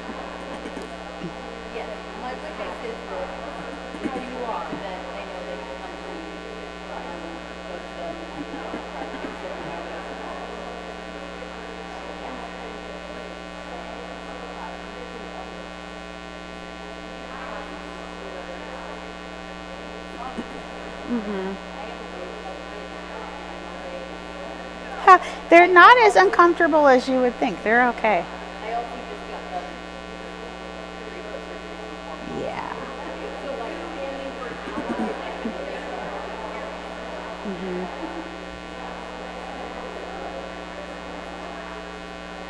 I'll respond to that. I think I have a good question. Yeah, that's helpful.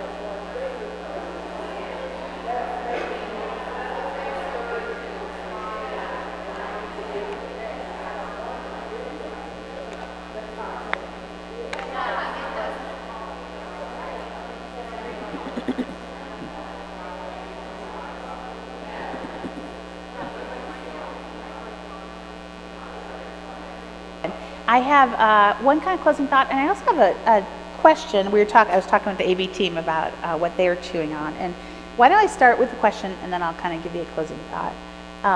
The question was, I was hoping to learn how to share my faith in the workplace, which is a really important question, and it also has a complex answer. So here's a couple thoughts. What a beautiful thing that just by having proximity, one of those areas of vocational influence and power we talked about, what a beautiful thing that because of proximity and relationship, someone would come to know Christ. And that is a huge part of living as a believer in the world, that we would live as a vibrant example of the gospel. At the same time, it's really complex to know how to do that in the workplace, isn't it? There are certain settings that you're in based on the work that you do, that it may not feel like it's appropriate or easy to talk about Christ. And so there are some challenges there. I think that's a journey of growth in relational evangelism, of what does it look like to move beyond having a formula for what it looks like to follow Christ to understanding what it looks like to be in relationship. And that's a complicated process. I also think it's reflective of changes in culture.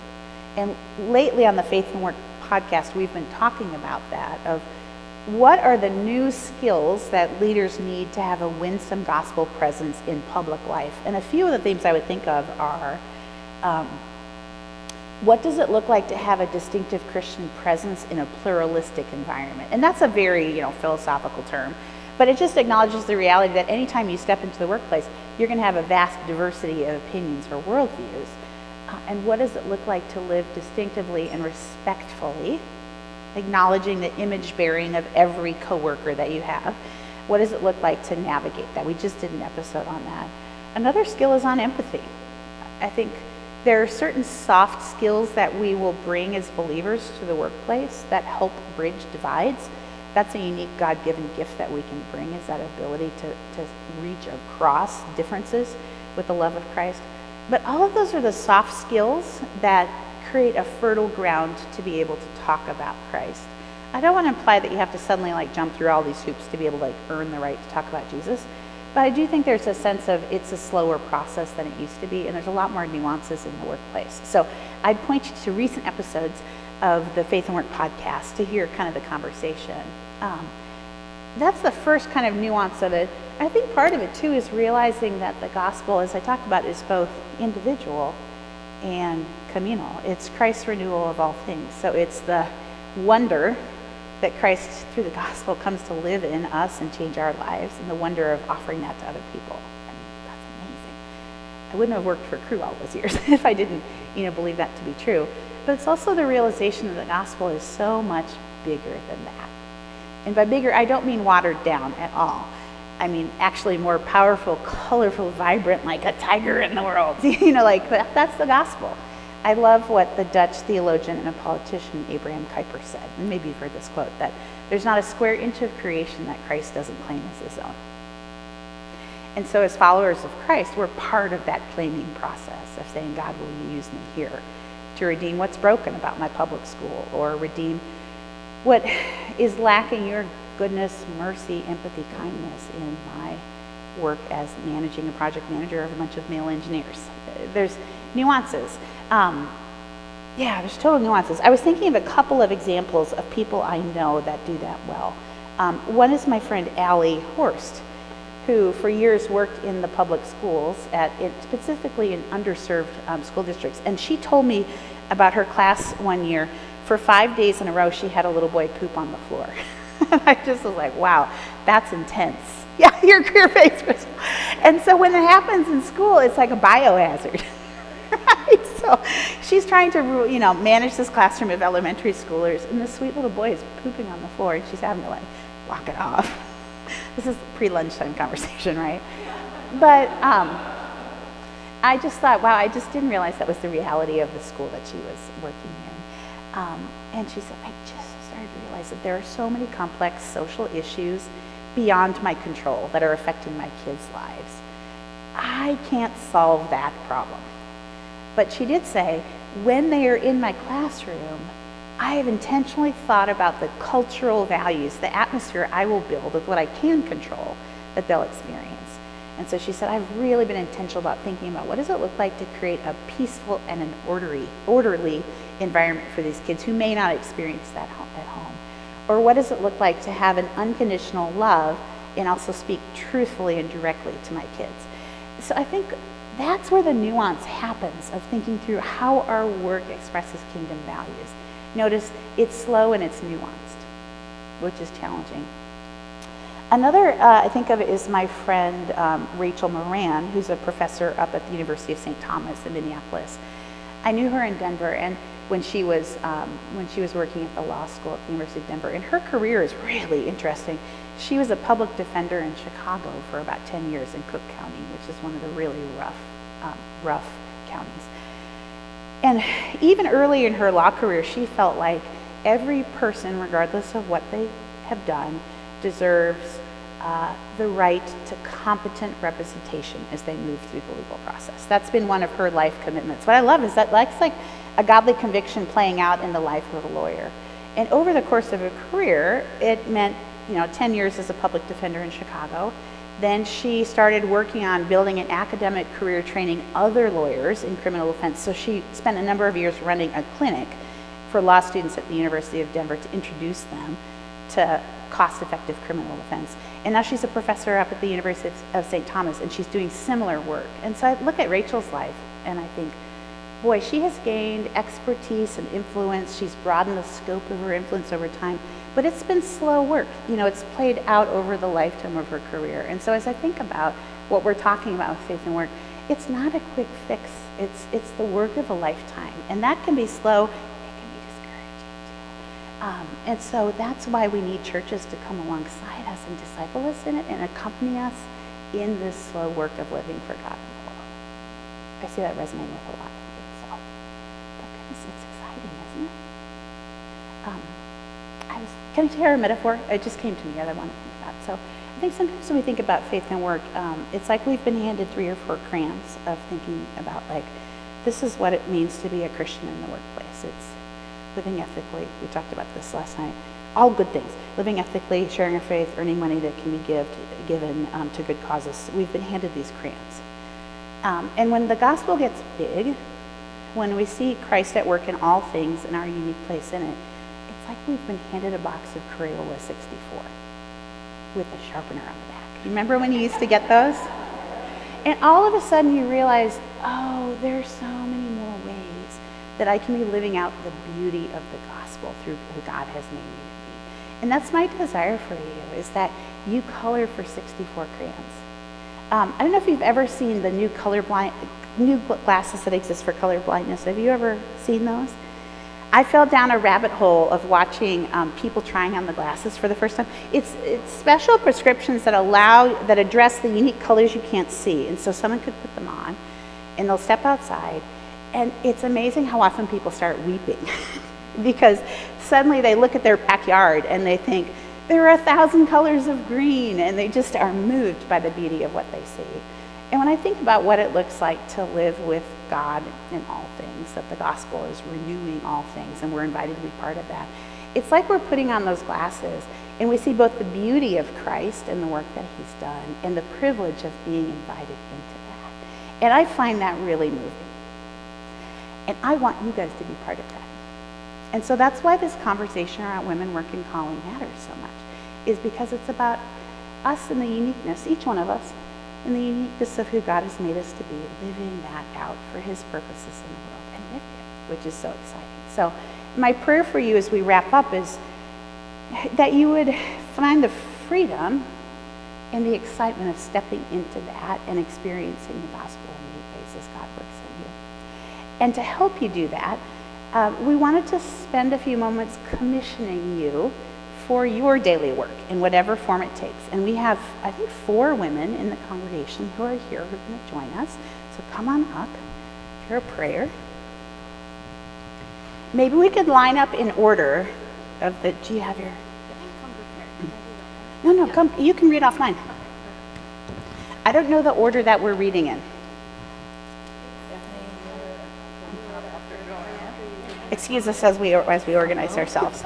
And do you see the section headers? You don't have to read that. That just, I think I'm at the beginning and the end. Are we ready?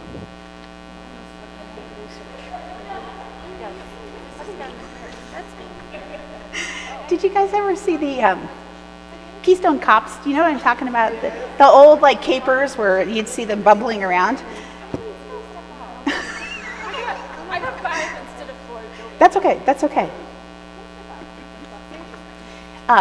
We used to come up and organize ourselves to serve communion at the PCA church I went to. Inevitably, we'd get there up there and it'd be like, like we could never figure it out. I'm like, we're the Keystone Cops. Perfect. So here's what we want you to do. Oh man, you guys, there's a real beauty to seeing the 5 of you up here. I love it. Are you starting now? That's me. Okay. So here's what we want you to do. Thanks for your grace as we figure this out. I'd like you to stand up.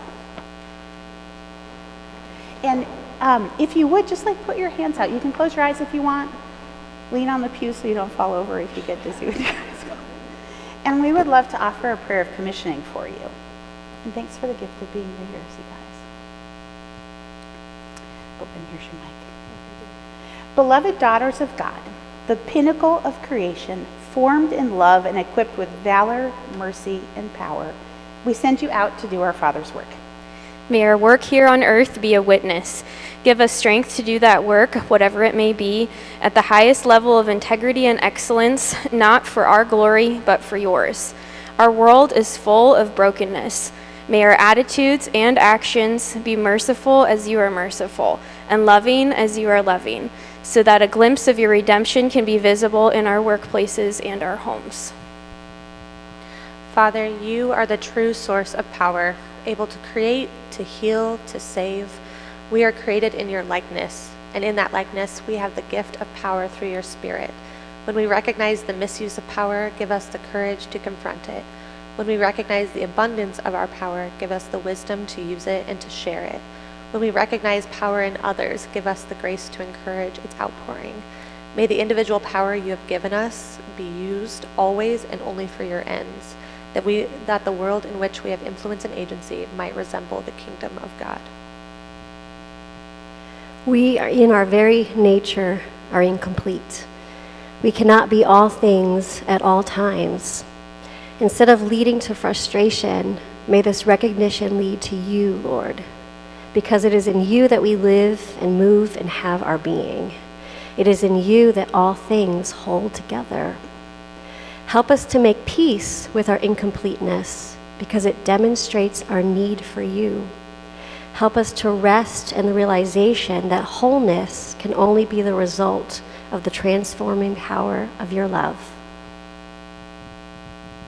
Father, you have given us gifts to steward for the benefit of the world. May we approach our craft with the same intentionality and joy with which you approached the creation of the world, so that when we finish, we might say, "It is good," so that others may look upon it and say, "It is good." And most importantly, that you, Lord, may look upon it and say, "It is good." Father, you have called us to be your faithful servants. Grant us today and always a clear vision of this call and the strength to fulfill the ministry assigned to us. As we go, may we live with a renewed vision of your kingdom. Give us the energy to use our gifts, our power, our work, our lives in the service of that kingdom. In your holy name, amen. Amen.